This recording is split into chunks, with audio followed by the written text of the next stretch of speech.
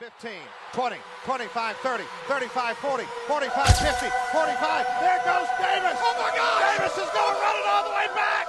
Auburn's going to win the football. What's up, kinfolk? So unless you've been living under a rock, you know Auburn has been on fire in recruiting right now. Now, the ranking isn't as high as we would expect it to be with all the talent we have in this class, but we only have 15 kids, I believe, in this current class. We're going to add another one, I believe, this weekend, and potentially another one the week after that if he sets his commitment date from then. But Hugh Freeze has been doing a phenomenal job right now. This staff, Marcus Davis, Josh Aldridge, got those big wins. Jeremy Garrett's probably going to get a big win this weekend and potentially another big win. After that, I'll talk about that when I get to the recruiting class. Offensive line recruiting has been a little slow, but I think we got a big dog in the boat that we're going to be getting very soon. So, I was listening to Ace's Spaces last night. He had Jeffrey Lee on, and it was a very entertaining space. If you can go find it. It was a very, very good episode. He dropped some dimes in there that I didn't think he was going to drop for people that didn't pay for the subscription, but that's just how good of a guy he is. I got the idea when he brought up mock classes and who he'd potentially have in his mock class, and I decided to go and try and find a class calculator, and I found one on 247 Sports. It's really cool. It's very simple. You just go in and you add guys to the class, because it's very hard to understand the formula they use to add players.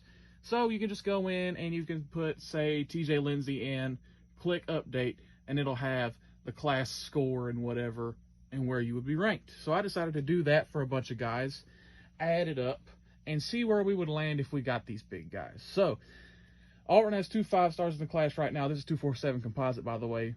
DeMarcus Riddick and Perry Thompson. We have, hold up, let me do some math. It's not my strong suit. 1, 2, 3, 4, 5, 6, 7, 8, 9, 10, 11 4-stars and 2 3-stars. So we have Walker White, JoJo Phillips, Jalen Crawford, Jamorion Burnett, Jalewis Solomon, which was a big win this past weekend. We really needed that one. Amon Lane, Bryce Kane, Jaden Lewis, Malcolm Simmons, Kinsley Falston, Malik Blockton, and DJ Barber. So, oh, don't forget Collins, the tight end, as well.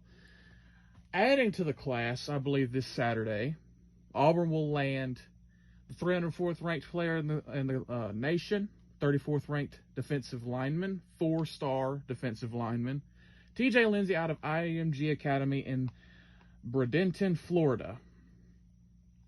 I did have to Google how to say that name.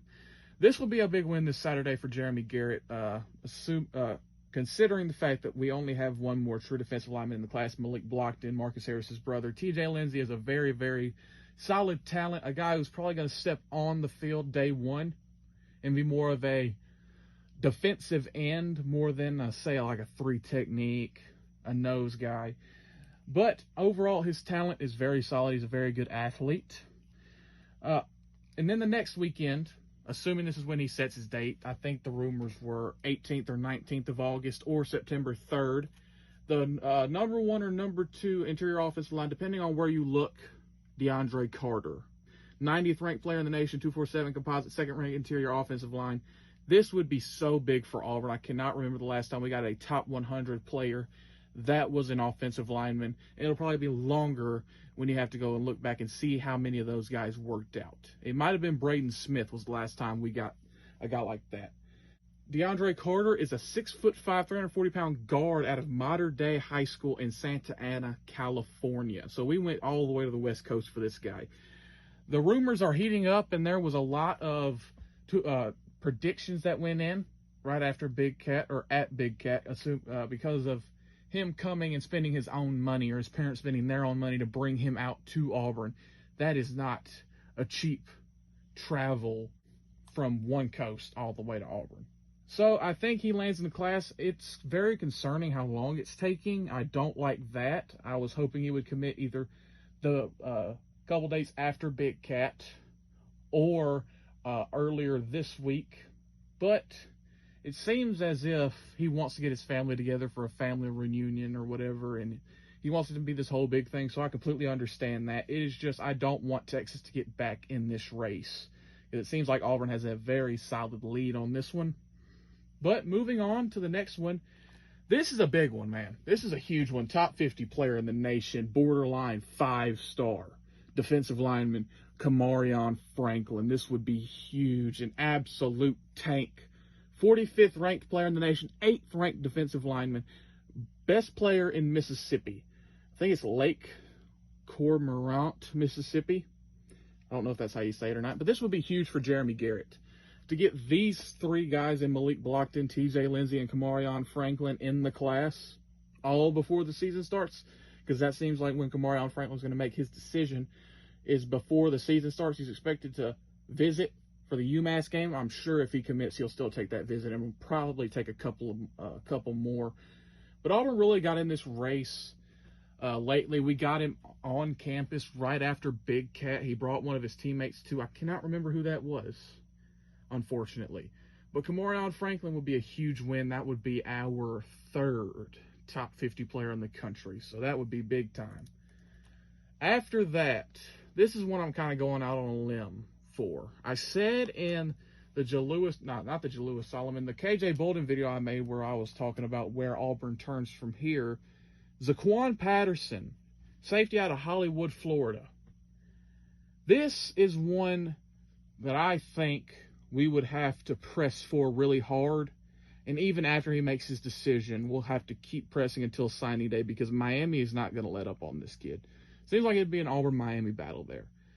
I will never count out Zach Etheridge in a recruitment for a defensive back. And that is why I said in that video, I feel like if we push, we get him. And I still believe that wholeheartedly. 76th ranked player in the nation, 3rd ranked, I believe, at safety. So, this is one that I'm probably the least sure about in this. I like our chances with Kamari Franklin more than I like with Zaquan Patterson. But I feel like regardless of where Zaquan Patterson picks his school, whether it be before the season, during the season, I think on signing day, he will sign with Auburn. So, I went on a limb there with that one. I'm sorry if y'all can hear the crinkling paper in the background as I turn my page. Next up, I got Bradley Shaw out of Hoover, Alabama, 157 ranked in the country, 14th ranked linebacker. Another big win for Josh Aldridge here. Josh Aldridge has been kicking ass on the recruiting trail. Bradley Shaw out of Hoover, Alabama, it would be a win over Alabama, and now it would seem as if it would be a win over Clemson as well. I don't know when Bradley Shaw makes his decision, but I feel like Auburn has a lot of positive momentum on this one. If you can lock up DeMarcus Riddick and Bradley Shaw in the same class with JoJo Phillips, that's a hell of a second level on your defense. With JoJo Phillips being your primary edge rusher, Bradley Shaw and DeMarcus Riddick cleaning up on the back end with DJ Barber, who's one of my favorite recruits in this class as well. He's very underrated, very, very good run defender at the linebacker position. I think we land Bradley Shaw. Obviously, otherwise I wouldn't have put him in the video. So, on to the next. Dimitri Nicholas. This is a 3-star recruit who's outside of the top 500 on 247 composite. 506th ranked player. 50th, I believe is what I wrote here. Ranked defensive lineman out of Opelika, Florida. I don't want to say Opelika because I don't know if that's how they say it out there. This is one that Auburn has kind of been on. I don't know how hard they're pushing for it, but it seems like since we offered him, we would take him, whether that be now or whether that be on signing day. I don't know, but it's a big defensive lineman, mainly for depth purposes, and he's got a lot of tools that I like, so I put him in here. The next one is a tackle, Jude Foster. I do not know where to go with the offensive line class after DeAndre Carter here. There is a lot of guys out there. Cohen Eccles, Khalil House. Another guy I have on here is Navarro Shunk, Reese Baker. It's a lot of 3-star guys, but I like Jude Foster's frame a lot at the tackle position. And I think that's why I picked him over Khalil House to have in here, is because of his ability to play tackle. Khalil House is more of a guard. And with Navarro Shunk in here, who I think probably transitions more to an interior guy, I think I needed to get at least one tackle in this class. Jude Foster, I like him a lot. He's a commit from Ole Miss.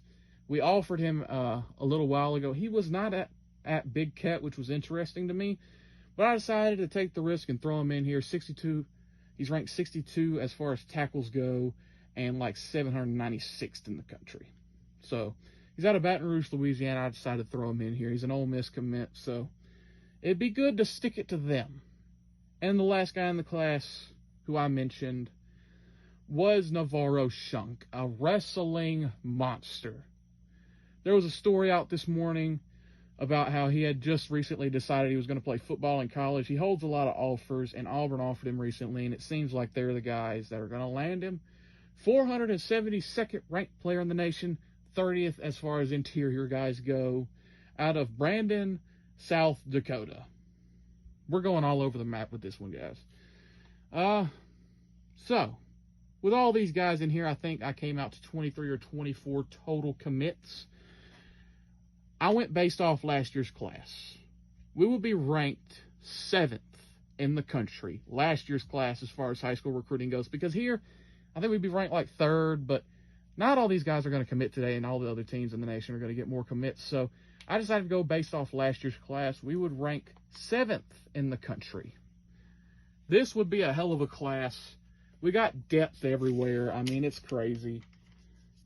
I really like this class. Another guy who I thought about throwing in here, but I didn't want to take the risk, is Cam Coleman.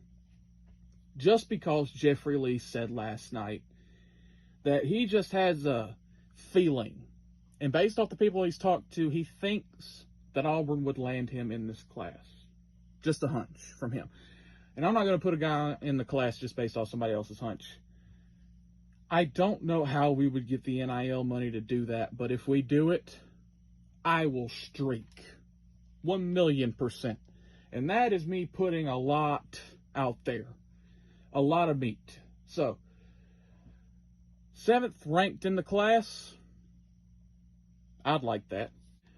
I really would like this class based off the depth we would have as offensive line, getting DeAndre Carter, getting Kamari Franklin, with the 2 5-stars we already have, with Walker White on the verge of potentially becoming a 5-star at some point, with JoJo Phillips. And I think more than anything, more than the recruiting rankings, more than anything else, is who we would beat these guys out for.